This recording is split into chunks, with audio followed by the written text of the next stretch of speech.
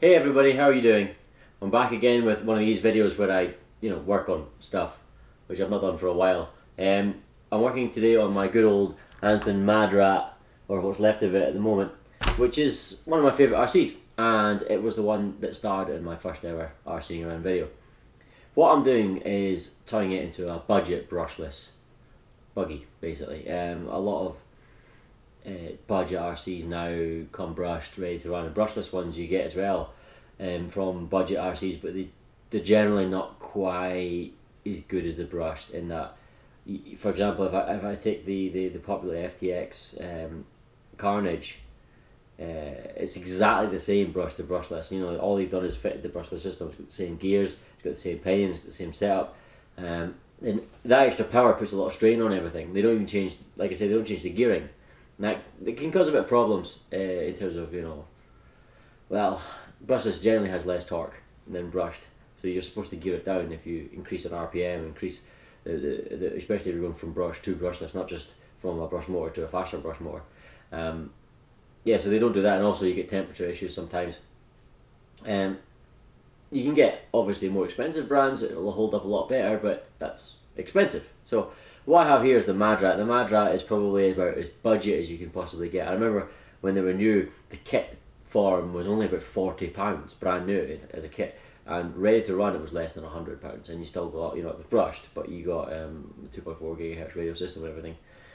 Mine is slightly higher spec because what I've tried to do is eliminate the sort of compromises you get for if you buy budget. So, for example, my one's running a full bearing kit, whereas as standard the Mad Rat came with bushes, brass bushes, and that's only about £3 or £4 to upgrade that. But that's one of the key things. It's got shiny red shock absorbers, but the standard Mad Rat comes with oil-filled shocks. It's just that my one had taken a few hard hits, and the front shock caps get them popping off. So they needed replaced. So they're now on my lunchbox because that obviously doesn't get ramped and everything like a Buggy does. But the first thing I'm going to do was this new brushless system I want to make, the Buggy brushless, is strengthen the gearbox a little bit, because it might be okay, but as you can see here, these are the two gears that come in the gearbox. The diff, it's the big one, the diff gear, and it's got the idler gear here. Now they're both plastic. Now some plastics are okay with brushless power, especially budget, kind of mild brushless power. And it's not a heavy buggy, of course, it's not a heavy RC, but you don't know. I mean, I have no idea how these will perform. They've been running a 19-turn brushed motor with a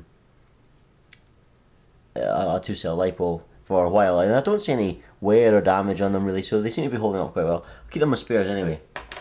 But what I've got to replace them with is these, they call POM gears, polyamide gears. Now they're called that because of the amide bonds in the compound is what give them the strength. It's easier just to call them by the name there, nylon. They're nylon gears. Now they're stronger than the plastic ones.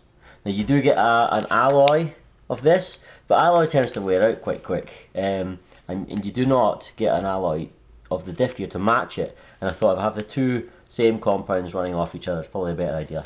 And actually the POM gear, or the nylon idler gear, costs more than the aluminium one, so maybe it's better. To match them, I've got some new ball differential balls, ceramic balls. Good, just say they're good. They're good diff balls. They're better than standard diff balls. And the other thing for the strength is, this is the old, this is Buggy I'm putting back on it. It's filthy.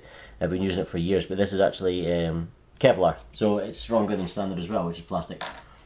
So it should be all better than standard. Now, you might be thinking, okay, you're blowing the budget out of the water here because this is supposed to be a budget buggy. It's amazing, actually, the value of this whole thing. Okay, I've got a new 2.4 GHz system. That's not because I needed one, but it's because I need one now because Matthew stole my 2.4 GHz system.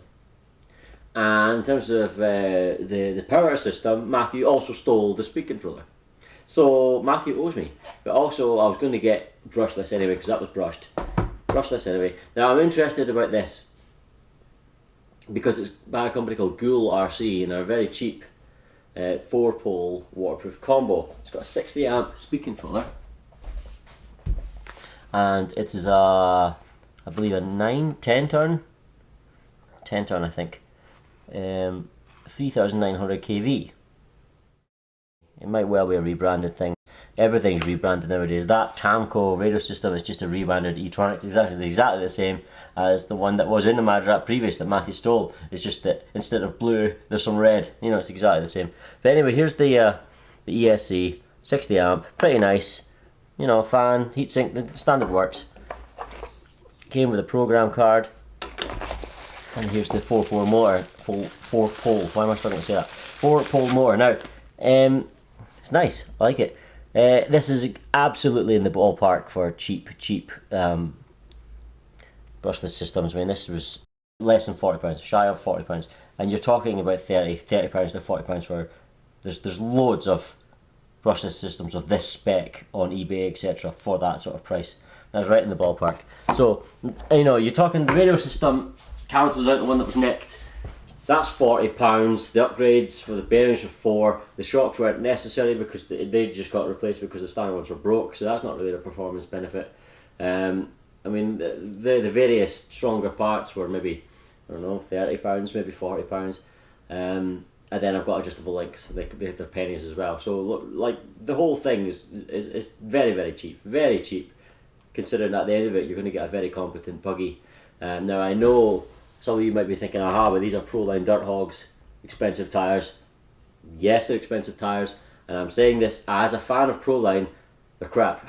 They're really, for the money. I mean, the dirt hogs cost me a lot. I'm not going to lie. They're probably for 40, 50, maybe even £60 a set. I can't remember. It was a while ago. Because Prolines are expensive tyres, and honestly, they work perfectly well on tarmac. But then almost all tyres work perfectly well on tarmac. On dirt, the dirt hogs suck. So yeah, don't bother with the dirt hogs. So the wheels and tyres might. I mean, the wheels are standard Team C wheels. But the tyres, just disregard the price of them. They're not worth it. Absolutely not worth it. I can get budget buggy tyres, all four, for about a tenner off of eBay or something, with spikes that work great off road. These just don't. Talking about Team C there, some of the parts I'm fitting are branded as Team C. The Team C Jekyll is now made with Mad Rat. Ansmann are no longer, they're no longer trading. They're gone. Team C built the Mad Rat under the name Team C Jekyll, and it's exactly the same buggy with exactly the same part numbers. So you can still technically build a Mad Rat for cheap because you can build a Team C Jekyll for cheap. But anyway, let's crack on. I'm doing this by memory. I can't really remember how to put it all together. I'm sure I'll figure it out. The Mad Rat's been sitting in parts for like ages and ages, bits and bits and bits, just scattered everywhere because the brushed motor was knackered yonks ago, months ago, maybe even more than a year ago. I can't remember. So we'll try it out. There won't be any running today because it's horrible outside and it's dark now anyway. But we'll get it all set up and running for next time. And, yeah, hope you enjoy what I'm doing. I'm sort of guessing as I go along, I'm making up as I go along, as you can see, but I'm winging it. Never mind. That's what it's like. I know a lot of people have got like a professional bench with a wee thing where you can put the car on and spin it like a tray, and I've got all the tools. I've got my stuff lying on tissue paper so I can see it against the dark of the table. But the tools are splayed out everywhere. And talking about the tissue paper, I've just recovered from a ridiculous chest infection. I've been coughing everywhere, and if I cough over these, all my stuff's going to go everywhere, so let's hope I don't do that. Anyway, crack on.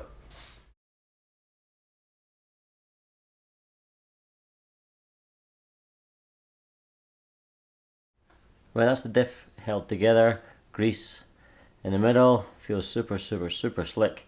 Now, it's symmetrical left to right, this diff. Some diffs have got different outdrives, left to right, this one doesn't.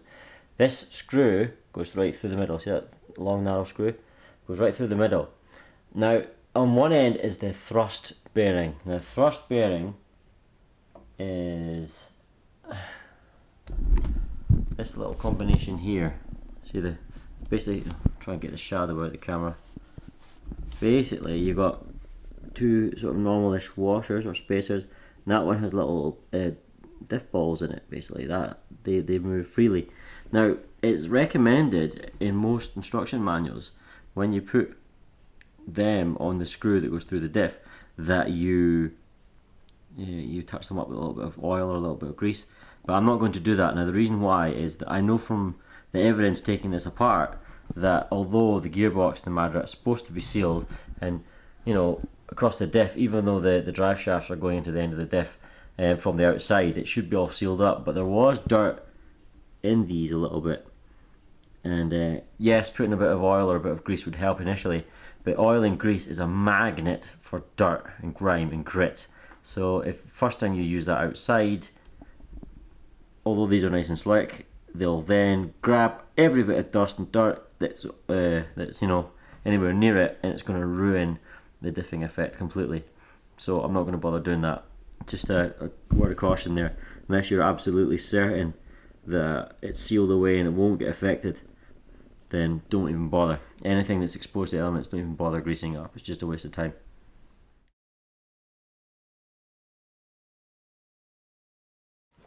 Right, slightly different angle now, I'm sitting on the floor, never mind. This is the Tamco 2.4 GHz radio system. Exactly the same as the e-tronics Pulse that used to be in it that Matthew stole. Same receiver actually, as well. Again, all it is the e-tronics has got blue here and the Tamco has red. And they've tied the receiver quite crudely with the receiver wire. The aerial was a bit annoying. Anyway, that's it there. All I'm going to do is use double-sided sticky tape to mount into the chassis. I like the Mad Rat chassis. Most buggies have got these actually. The little channel goes under here, under the battery, so you can get between the ESC, which I'm going to mount that side, and the receiver on this side. There's the servo cable. Just a 2-channel, nice cheap radio system, less than £40.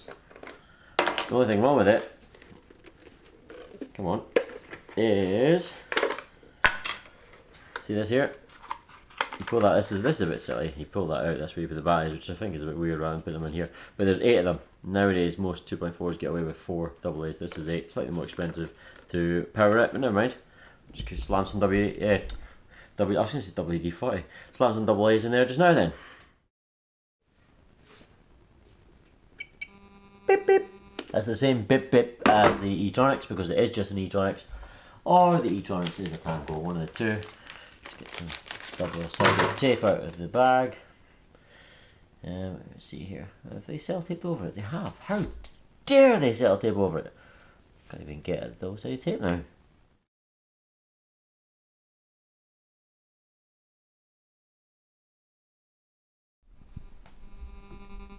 Okay, everything's stuck down and plugged in. I've got an Overlander 3250 hardcase 2-cell LiPo in there. Transmitter's on, so we're ready to test. Switch it on. Self-programming, of course. Steering, fine. Now, what about power? Right, okay, so channel 2, the throttle channel is reversed. That's very common with brushless systems. All we need to do is swap 2 of the 3 motor cables around and we're good to go. Right, I've swapped the yellow and black motor cables around. It was a shame because it was nicely colour coordinated. Never mind. Oh, if you're wondering about the spoiler, it's sticker bombed. Looks quite cool. And obviously I've got my Mad Rat pirate flag. Right, try that again. Let's see if it works. Forward. There we are. And reverse. That's proper. Good. Sounds mild, but then it is a mild brushless system. We'll just have to see next time how well it goes.